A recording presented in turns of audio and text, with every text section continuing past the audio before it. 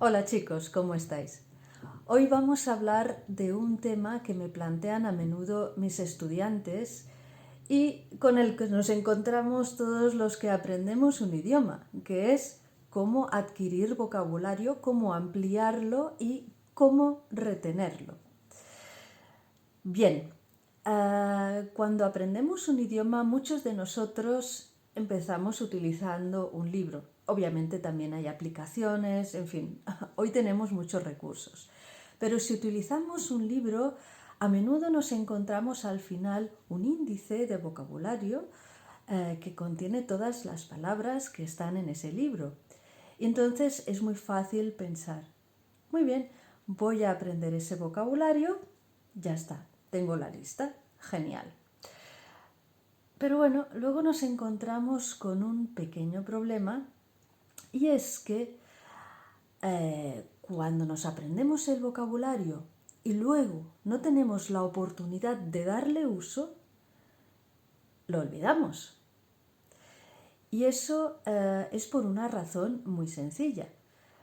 Muchas de esas palabras no las vamos a utilizar en nuestro día a día. Entonces, es lógico que si no tienen uso, vayan cayendo en el olvido. Por eso vamos a hablar un poco de qué nos puede servir para conseguir construir un vocabulario y también recordarlo. Vamos a hablar en este vídeo de 4 pequeñas estrategias que nos pueden ayudar a eso. La estrategia número 1 es la conexión con la realidad. Es quizás, pienso yo, una de las cosas más importantes. Si estáis empezando a aprender un idioma, quizás una cosa que os podría ser muy útil es pensar en vuestra propia casa. Si vosotros reflexionáis, os dais cuenta de la cantidad de objetos que tenéis en vuestra casa.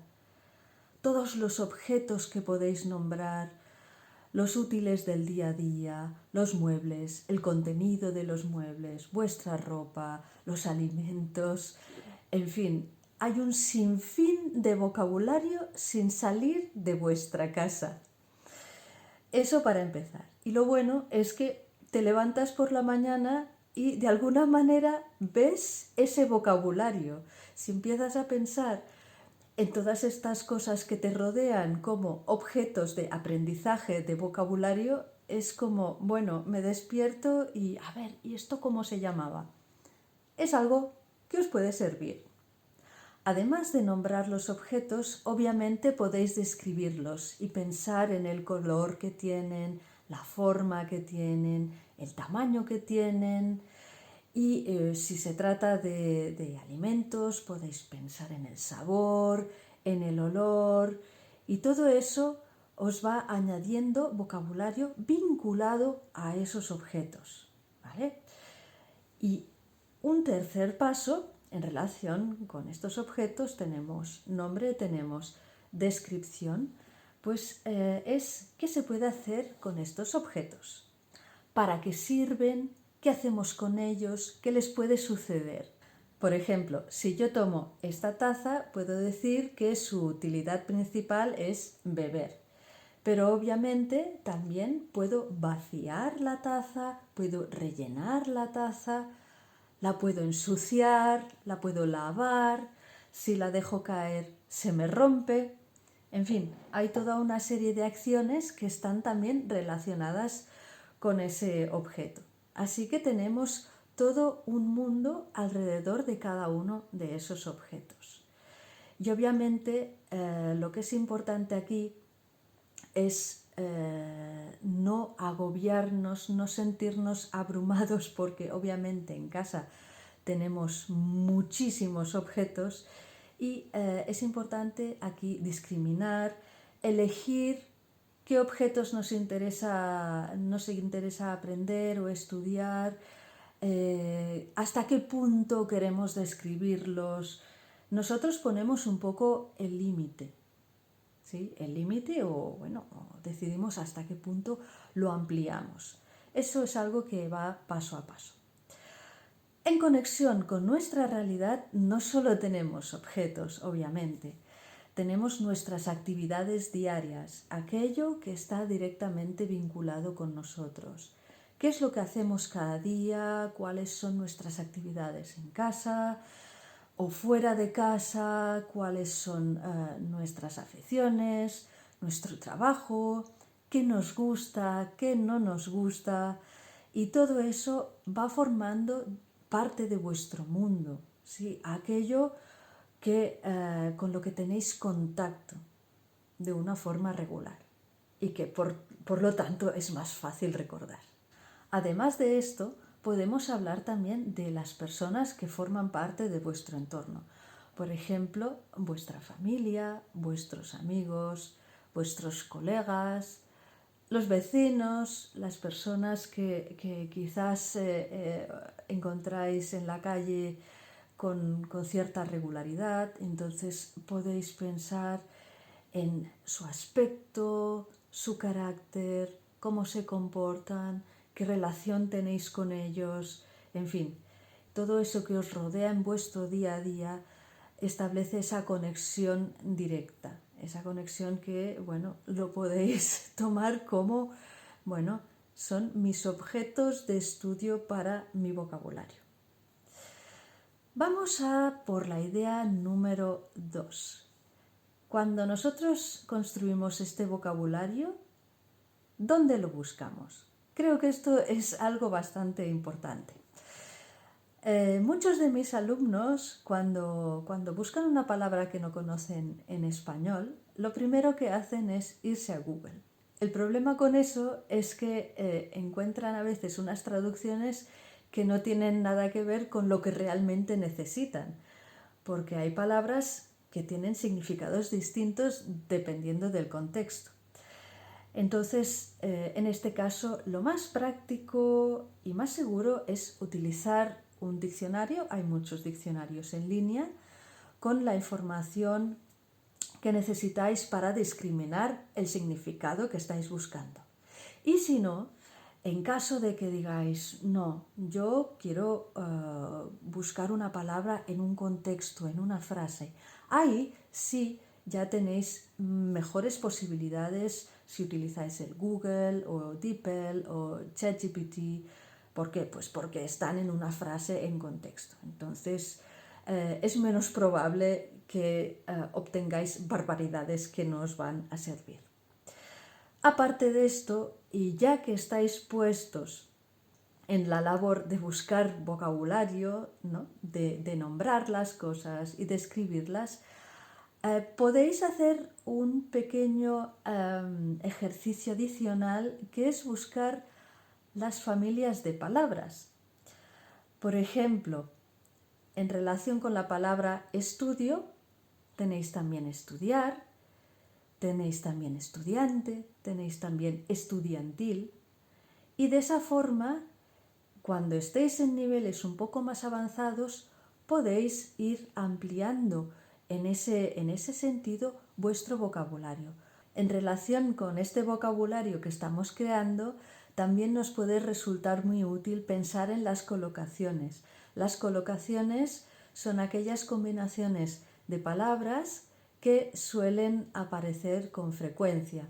Por ejemplo, con el verbo ir podemos combinarlo con medios de transporte, ir en bicicleta, ir en coche, ir en tren, o podemos pensar en un destino, ir a la universidad, ir a Valencia, ir a trabajar, o también en actividades, por ejemplo, ir de compras, ir de fiesta, ir de vacaciones. Y de este modo vamos construyendo segmentos un poquito más amplios dentro del vocabulario, que nos van a servir para construir frases. Una tercera idea que nos puede servir sobre todo en este caso, para recordar el vocabulario, son las asociaciones de palabras. Las asociaciones de palabras pueden estar relacionadas con otras palabras del idioma que estáis estudiando, o de vuestro propio idioma, o de otro idioma que conocéis. La cuestión es que una palabra os recuerda a la otra y eso os ayuda a recordarla. Por supuesto, las asociaciones de palabras también pueden ir relacionadas con música, con una canción que os gusta, o también con vivencias, alguna experiencia que habéis tenido, en fin. Y también podemos crear asociaciones con nuestros propios errores. Y pienso que esto es muy, muy eficaz. Quizás uno de los métodos más eficaces para mí a la hora de aprender algo, sobre todo, es cuando cometo un error. La cuestión es que cometer errores no es nada grave, no es una catástrofe, pero siempre se nos va a quedar en la memoria aquella vez que tú dijiste una cosa incorrecta y vino este y te dijo, no, esto no se dice así, se dice así, porque bla, bla, bla. Entonces esto se te va a quedar en la memoria, ¿no? Y lo que tenéis que hacer es dar gracias a vuestros errores porque ellos os pueden ayudar a retener ese vocabulario que a veces se escapa. Bueno, finalmente vamos a hablar del punto número 4. El número 4 es bastante obvio, pero es muy importante y es el contacto regular con la lengua. Desde luego, lo ideal es estar en el país donde se habla la lengua que vosotros estáis estudiando. ¿Por qué? Porque es que tenéis idioma por todas partes. Aunque no queráis, vais a leer los letreros, vais a oír a la gente hablar, vais a tener que hablar con la gente.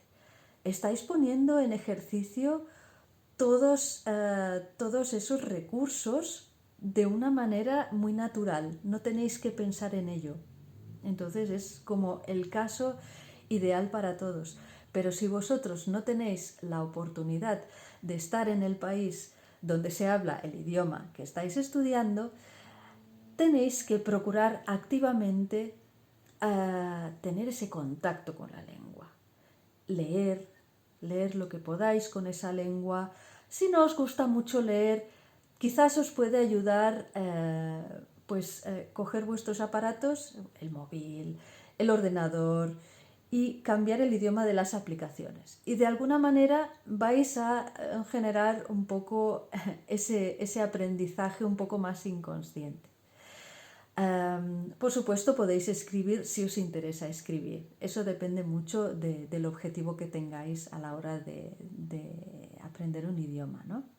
Y, por supuesto, pues tenéis vídeos, tenéis podcasts para escuchar.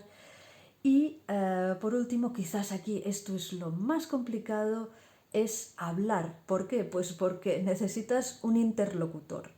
Pero por suerte para eso hoy en día tenemos recursos, tenemos aplicaciones que funcionan para eso. Donde puedes encontrar son comunidades donde la gente busca a otras personas con las que hacer un tándem de idioma.